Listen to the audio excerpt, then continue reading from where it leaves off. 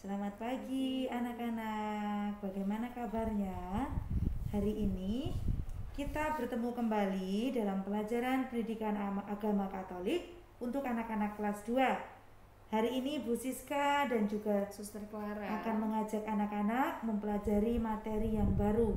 Kalau pada minggu kemarin, anak-anak sudah belajar pelajaran 9 yaitu kisah kelahiran Tuhan Yesus. Pada saat ini kita juga sedang dalam masa penantian karena sebentar lagi kita akan merayakan Natal. Maka pada hari ini Bu Siska dan Suster Clara mengajak anak-anak mempelajari materi 10, yaitu Yesus dipersembahkan di bait Allah. Silakan anak-anak disiapkan buku dan alat tulisnya. Seperti biasa, kita akan bersama-sama berdoa terlebih dahulu. Silakan ambil sikap doa yang baik, kita bacakan doa bersama-sama. Marilah kita berdoa. Dalam nama Bapa dan Putra dan Roh Kudus. Amin. Tuhan Yesus yang maha baik, ajarilah kami untuk melaksanakan kewajiban agama seperti keluarga kudus di Nazaret. Amin. Dalam nama Bapa dan Putra dan Roh Kudus. Amin. Baik anak-anak, marilah kita lanjutkan dengan tujuan pembelajaran terlebih dahulu. Yang pertama adalah berani mempersembahkan diri kepada Tuhan dengan cara rajin berdoa, belajar di sekolah dan di rumah, mengikuti sekolah minggu atau bina iman dan membantu teman atau orang lain yang kekurangan dan membutuhkan bantuan. Kemudian, menghargai dan menghormati manusia sebagai ciptaan Tuhan dengan tidak membeda-bedakan agama, suku, bahasa, atau adat istiadat. Anak-anak pasti sudah biasa melihat dan mengikuti orang tuanya, yaitu melaksanakan kewajiban agama. Contohnya seperti apa? Misalnya, menghadiri perayaan Ekaristi di gereja, kemudian membaptiskan bayi mereka, kemudian melaksanakan kewajiban-kewajiban agama lainnya. Ketaatan orang tua dalam menjalankan kewajiban agama merupakan pelajaran sangat berharga bagi anak-anak untuk tumbuh dan berkembang di dalam imannya. Pada saat ini, karena kita sedang berada dalam masa pandemi, maka kita mengikuti misa online atau daring dari televisi. Jadi itu merupakan kewajiban sebagai orang yang beragama. Karena orang tua sudah membaptiskan kita, maka kita melakukan kewajiban agama tersebut. Kita harus meneladan ketaatan orang tua dalam menjalankan kewajiban agama agar kita dapat tumbuh dan berkembang di dalam iman. Contohnya seperti apa? Seperti yang tadi Bu Siska jelaskan, menghadiri perayaan Ekaristi di gereja, membaca kitab suci, membaptiskan bayi mereka, kemudian berdoa setiap hari. Nah, di antara anak-anak pasti ada yang sudah tahu kan lagu Baca Kitab Suci. Nah, nanti anak-anak boleh menyanyikan di rumahnya ya. Maka harus dilaksanakan dengan sikap batin mendalam. Nah, yang harus dilaksanakan apa? Menghadiri perayaan Ekaristi, berdoa, membaca kitab suci, bukan sekedar menjalankan kewajiban agama belaka.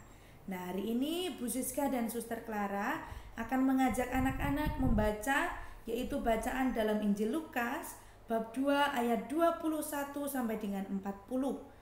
Di situ dikisahkan tentang Yusuf dan Maria yang membawa bayi Yesus ke bait Allah, yaitu yang berada di Yerusalem untuk dipersembahkan kepada Allah.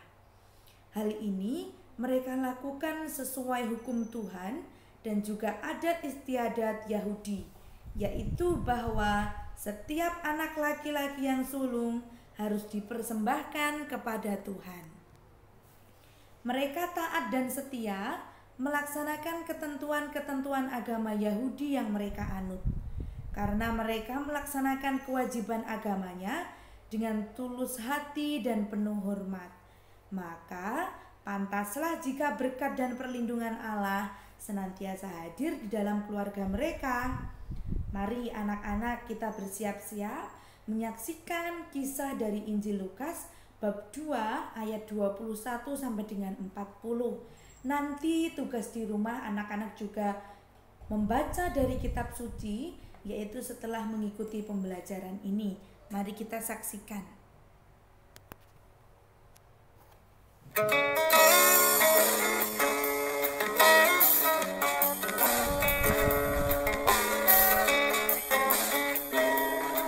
Dan ketika genap 8 hari dan ia harus disunatkan, ia diberi nama Yesus, yaitu nama yang disebut oleh malaikat sebelum ia dikandung ibunya.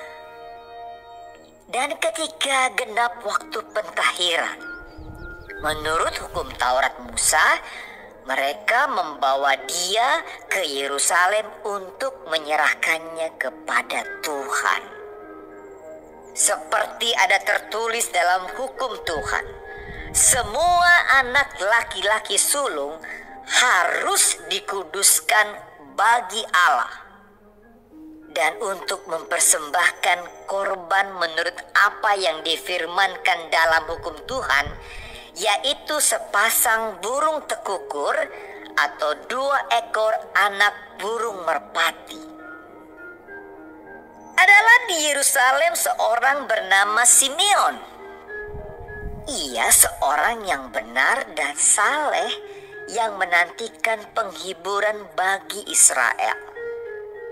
Roh Kudus ada di atasnya, dan kepadanya telah dinyatakan oleh Roh Kudus bahwa ia tidak akan mati sebelum ia melihat Mesias, yaitu dia yang diurapi Tuhan. Ia datang ke bait Allah oleh Roh Kudus. Ketika Yesus anak itu dibawa masuk oleh orang tuanya untuk melakukan kepadanya apa yang ditentukan hukum Taurat, ia menyambut anak itu dan menatangnya sambil memuji Allah. Katanya, "Sekarang Tuhan, biarkanlah hamba-Mu ini pergi dalam damai sejahtera, sesuai dengan firman-Mu. Sebab mataku telah melihat keselamatan yang daripadamu, yang telah Engkau sediakan di hadapan segala bangsa, yaitu terang yang menjadi penyataan bagi bangsa-bangsa lain, dan menjadi kemuliaan bagi umat-Mu Israel." Dan bapa serta ibunya amat heran akan segala apa yang dikatakan tentang dia. Lalu Simeon memberkati mereka dan berkata kepada Maria, ibu anak itu, "Sesungguhnya anak ini ditentukan untuk menjatuhkan atau membangkitkan banyak orang di Israel, dan untuk menjadi suatu tanda yang menimbulkan perbantahan, dan suatu pedang akan menembus jiwamu sendiri, supaya menjadi nyata pikiran hati banyak orang." Lagi pula di situ ada Hana, seorang nabi perempuan, anak Fanuel dari suku Asher. Ia sudah sangat lanjut umurnya. Sesudah kawin ia hidup 7 tahun lamanya bersama suaminya. Dan sekarang ia janda dan berumur 84 tahun. Ia tidak pernah meninggalkan bait Allah dan siang malam beribadah dengan berpuasa dan berdoa.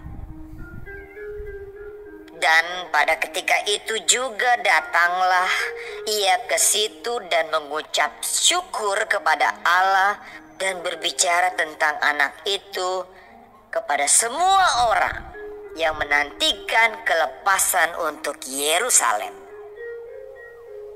Dan setelah selesai semua yang harus dilakukan menurut hukum Tuhan, kembalilah mereka ke kota kediamannya, yaitu kota Nazaret 3. Anak itu bertambah besar dan menjadi kuat, penuh hikmat dan kasih karunia Allah ada padanya.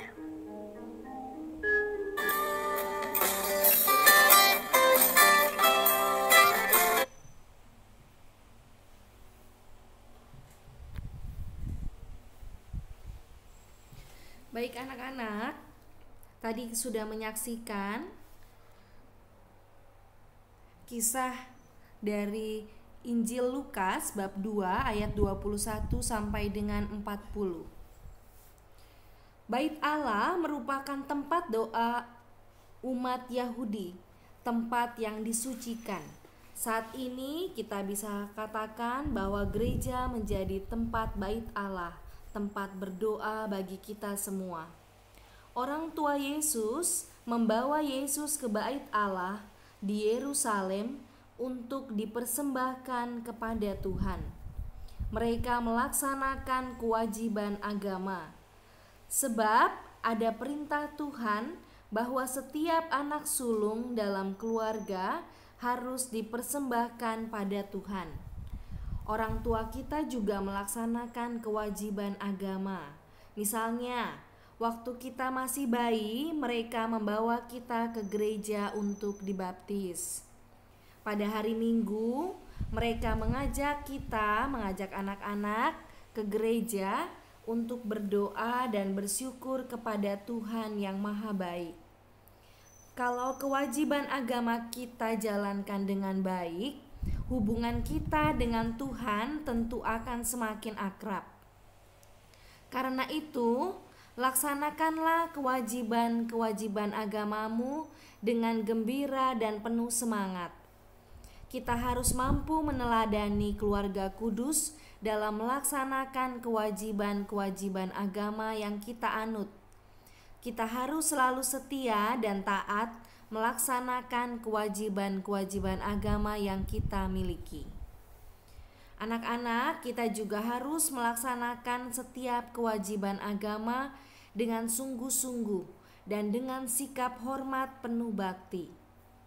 Misalnya, berdoa dan memuji Tuhan dengan sepenuh hati saat mengikuti perayaan Ekaristi. Dengan demikian akan tumbuh di dalam diri kita kebiasaan untuk menyembah, memuji, dan memuliakan Tuhan dengan segenap hati. Dengan demikian kita dapat merasakan sukacita dan damai sejahtera karena berkat Tuhan yang selalu menyertai keluarga kita. Terima kasih anak-anak karena sudah mengikuti pelajaran pada hari ini. Semoga apa yang sudah Suster dan Ibu Siska terangkan dapat anak-anak pelajari kembali di rumah. Tetap semangat, jaga kesehatan di rumah. Terima kasih, selamat belajar, Tuhan memberkati.